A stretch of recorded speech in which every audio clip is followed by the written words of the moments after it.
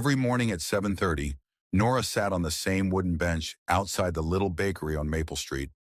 She always had a black coffee, no sugar, and a notebook she never seemed to write in. She just stared across the street as if waiting for something or someone. Liam, who worked in the bookstore next door, noticed her during one rainy Tuesday in March. She was soaked but calm.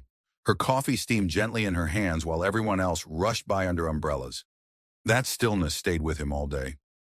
The next morning he brought two coffees instead of one. "I didn't know how you take it," he said, awkwardly offering one.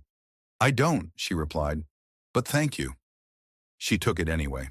It became their ritual. They sat on that bench nearly every morning after that, sipping coffee, watching the city wake up. She slowly began to talk about her love for old movies, the way silence felt sacred in a noisy world, and how she used to dance when no one was watching. He talked about books he never finished, his fear of flying, and how he always wanted to live near the ocean. But she never explained the notebook.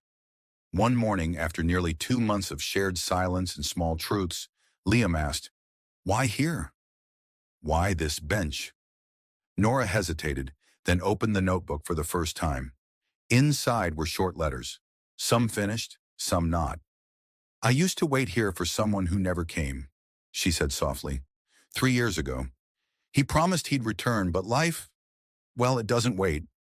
I kept coming back just in case." Liam didn't say anything. Instead, he reached into his coat and pulled out a pen. Gently, he placed it beside the notebook. "Then let's start a new story," he said. "One that begins right here."